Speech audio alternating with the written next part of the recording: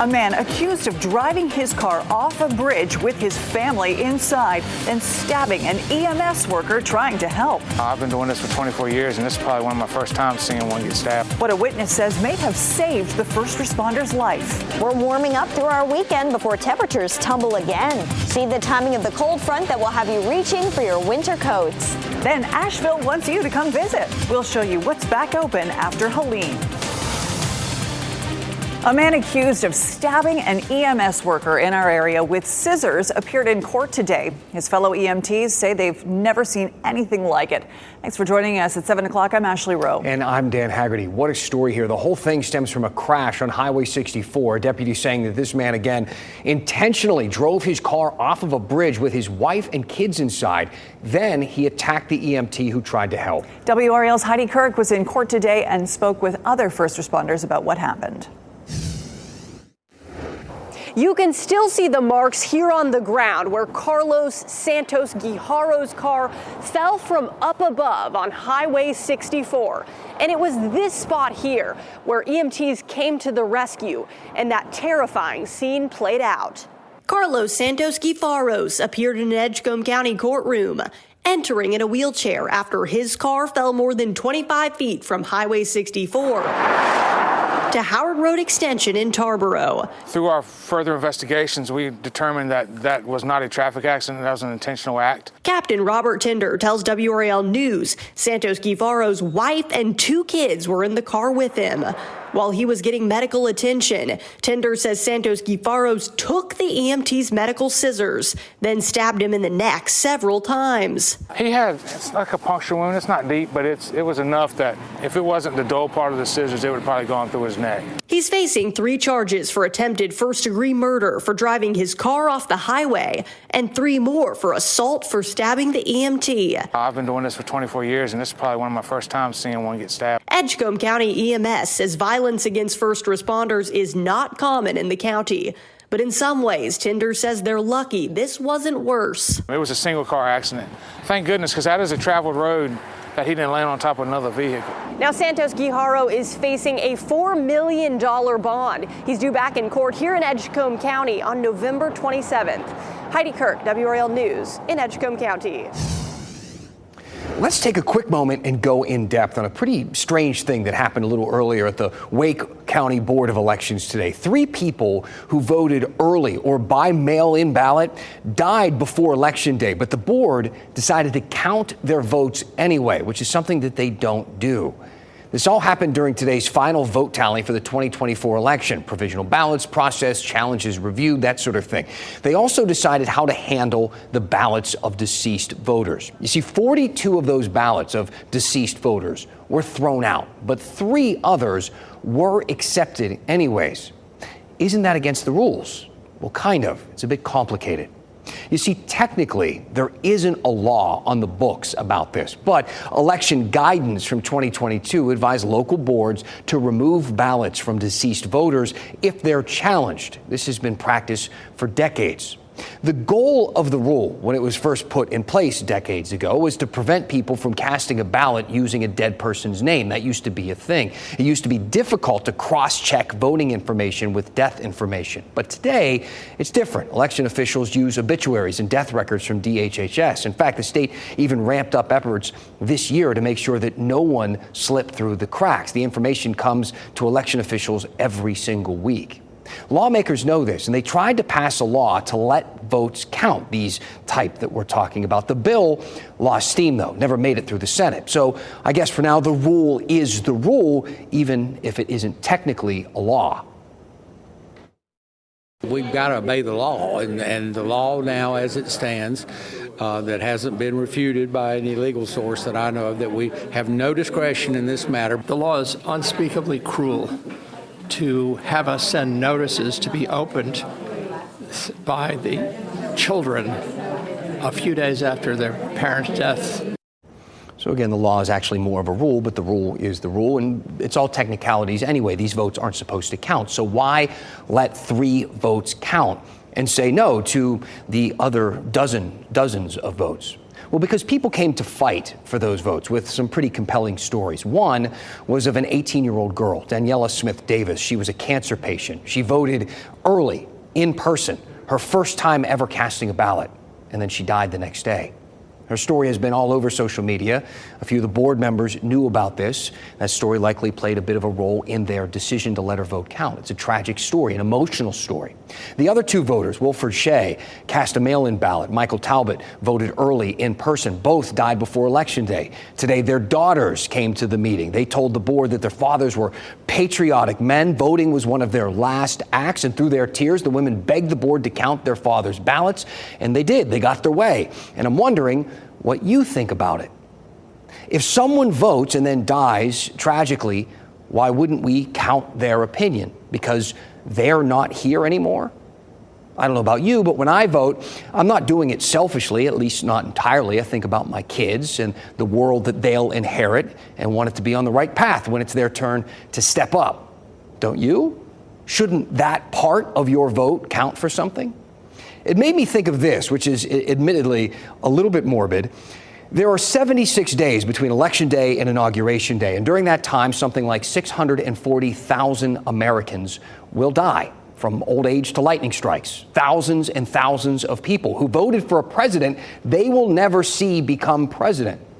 But before they left, they got a say. And I personally think it's a little strange that we let people vote early without giving them the same shot. But I'm asking you, what do you think? This is a little interesting gray area here. The rule's not a rule. It's not a law. What is it?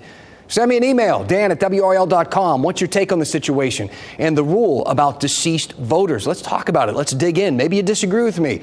That's the rule. Is fine as it is. Maybe you've got some other ideas. Let me know. Tell me what's on your mind, and we'll go in depth. Interesting that a lot of the officials were using the word law. It seems like there might be some confusion there. Hopefully they were watching, Dan. A whole lot of big legal cases to talk about tonight. They involve Poe Hall, St. Augustine's University, and that teacher accused of assaulting children. Those are among the 5 things you should know right now. First, a child is in the hospital tonight after being pulled from a pond in Wake Forest. The Wake County Sheriff's Office got the report of a drowning around 12:40. The child was found in a pond in the Hazen Tree neighborhood. We're told the child's injuries are life-threatening, and we're working to get more updates on their condition. Attorneys representing people who became sick after working or studying in Poe Hall at NC State plan to file a new lawsuit together. More than 200 people contacted WRAL Investigates with stories about this. Now 4 law firms are coming together saying they want justice. Meantime, we're still waiting on third-party testing results for PCBs from August. NC State told us they do not comment on legal matters. A judge found a Wake County teacher guilty of assaulting special needs students. This is that case where WRAL Investigates found the school did not report the abuse until after WRAL covered the story. James Rencher was given a 60-day suspended jail sentence. So if he messes up during probation, he could go to jail. The judge also ruled Rencher cannot teach ever again. The state attorney general's office is looking into claims about St. Augustine's Board of Trustees. There are some current concerns that taking on multi-million-dollar loans was not in the best interest of the school. The school's leaders say the loan would save the university. The attorney for the Board of Trustees told WRAL if the AG's office contacts them, they will, of course, cooperate. Remember that reservoir in Wake County that shut down because of algae? Well, the town says that the water is now safe again. They say the lack of rain caused algae blooms, and it took a while for everything to get all cleaned up. The water is now open for normal recreation activities. This is Brian Schrader in the WRAL Live Center. All new at 7 o'clock, the NCDOT is warning drivers of large trucks to stay on truck routes in the North Carolina mountains. Take a look at some of these pictures from the past few days where truckers have been using back roads to get around some of the closed roads. Apparently, Google and Apple Maps GPS systems are sending them out of their way off of the truck routes, and they're getting into some trouble with overturned trucks, knocking down trees in some cases. Yesterday alone, they say that they issued over 100 tickets for trucks that weren't using those truck routes. The DOT reminding those drivers to stick to the interstates when they're trying to cross the North Carolina-Tennessee border. Thank you, Brian. Explore Asheville says now's the time for tourists to head back to the North Carolina mountains. There's a lot of work left to do after Helene, but the water is almost fully back online. Businesses are back open. Up next, how you can plan your visit to bring new life to the area and to the people hit hardest by the storm. Kat? And we really want to see that water get back on for the mountains, especially before the real cold air gets there. And we've got some colder air on the way. I'll let you know when this round arrives coming up.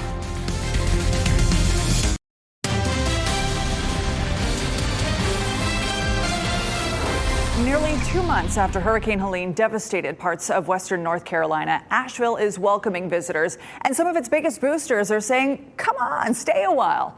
I spoke with the tourism group Explore Asheville about what you can expect, especially since many folks there are still without water. Joining me now is Mickey Pondle of Explore Asheville, the Tourism and Development Authority of Buncombe County. Mickey, thank you for being here. Hi, thank you. Over the last few weeks, we have seen things really turn around in the North Carolina mountains, particularly in Asheville. The Grove Park Inn started taking overnight guests again today, actually.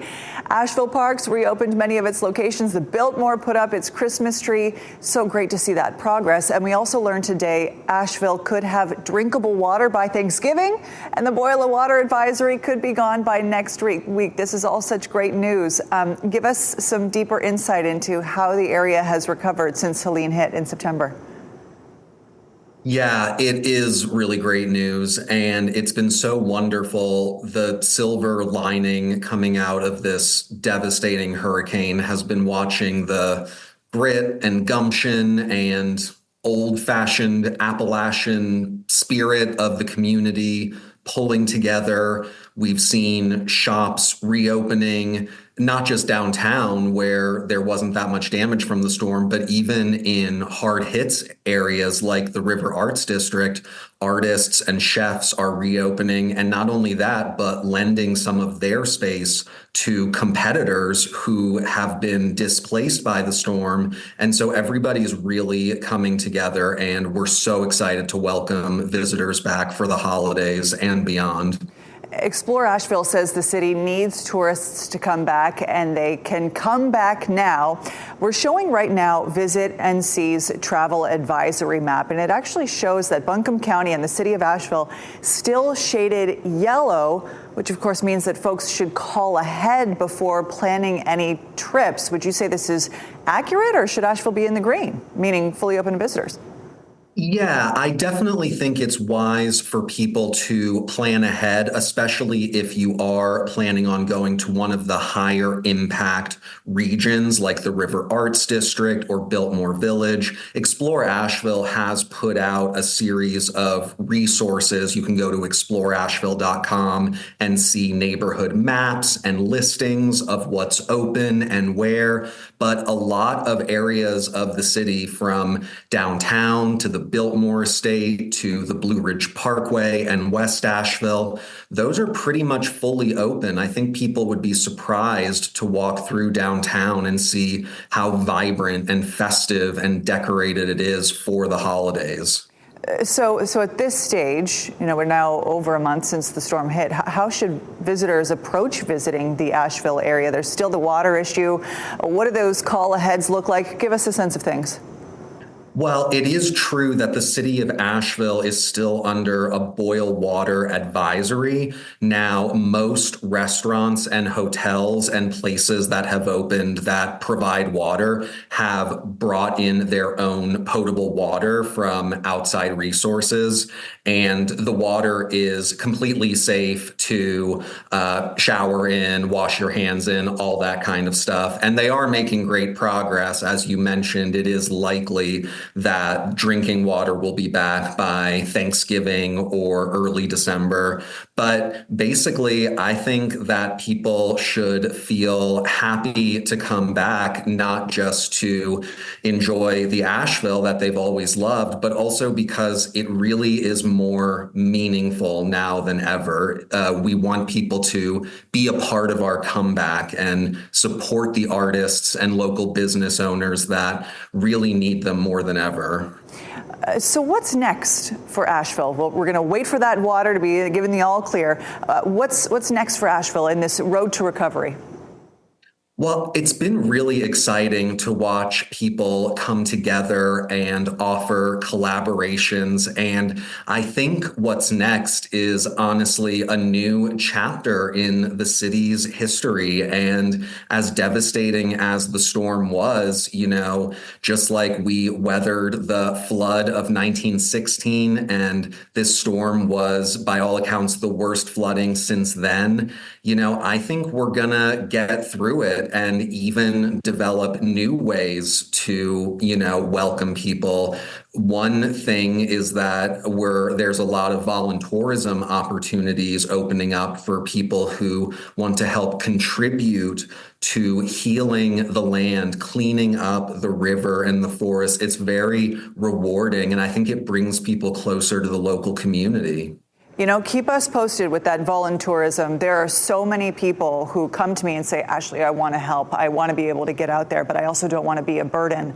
So with those opportunities, you will see a lot of people coming out to help. Mickey, thank you so much for your time. Thank you so much.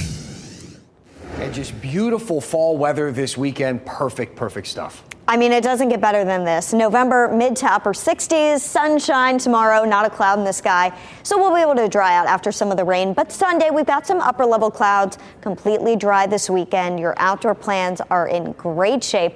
You are going to need your jacket, though, especially in the mornings and the evenings. 45 tomorrow morning. By the time we get to noon, 62. Dinner time temperatures are in the mid 50s tomorrow evening. So it cools back off tomorrow. And then we are expected to dip down to 39 degrees by Sunday morning. Get your favorite sweater, your jackets handy for those chilly mornings, but during the afternoon, it'll be nice in the sun. It's a nice night in Raleigh. Temperature right now, 50 degrees. The wind has died down. That's nice. It was pretty blustery earlier today. Low pressure's moving offshore, taking some of the stronger winds with it. And now we've got high pressure building in from the west. Still, we're going to have that north wind wrapped around high pressure, so a light breeze tomorrow. Nothing like today's wind earlier this morning.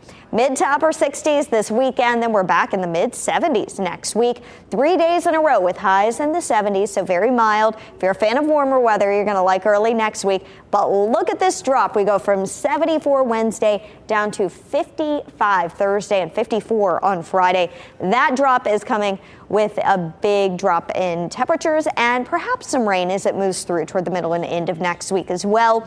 Cooling is likely, and this is going to stick around into next weekend as well. Next weekend is the Raleigh Christmas Parade, so at least it's going to feel a little bit more festive out there. And we've got to keep an eye on the frost and freeze potential. Many of us have not seen our first frost and or freeze of the season yet, so we'll watch for that next weekend as well. Not guaranteed, but we're in that, kind of danger zone that we're going to watch a week out. For the Raleigh Christmas Parade, it'll be on the 7 days starting tomorrow. We just want to give you an early idea since we're getting a better feel for it. And we've been watching this forecast for a couple days now. 44 when the parade starts in the morning. Sunglasses are going to be needed, your jackets as well. But it looks sunny, and the key here is that it looks dry next Saturday. Great news there. If you're headed to the playground tomorrow, it'll be cool in the morning, but midday into the afternoon, I would say 11 a.m. to 5 p.m., the weather should be pretty nice if you're headed out and about tomorrow.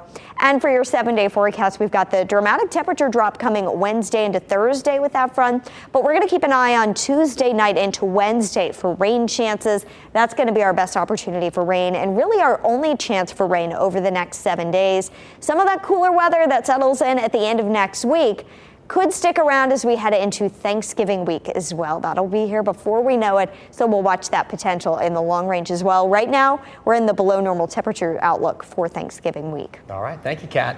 Tonight, we honor a NASCAR legend. Bobby Allison died last weekend in North Carolina. So let's go into the WRAL archive and revisit some of his biggest moments, some including racing, others not so much. If you know, you know. We're back in about 2 minutes.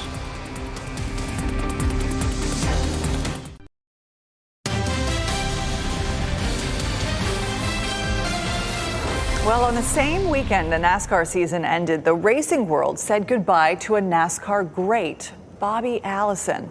He died last weekend at his home in Mooresville at the age of 86. His family did not say how he died. Allison was inducted into the NASCAR Hall of Fame in 2011, but He was perhaps best known for this video in 1979 that put NASCAR on the national stage. Allison and Cale Yarborough got into a fist fight at the Daytona 500. Ooh. The video became legendary, and so did the drivers. Ooh. Yarborough died last December. He was 84 years old. WRAL closely covered the NASCAR world of the 1970s and 80s.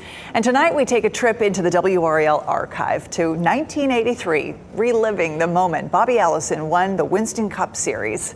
Thanks for making WRAL your choice for local news. Have a great weekend. We leave you with this Friday dose of nostalgia.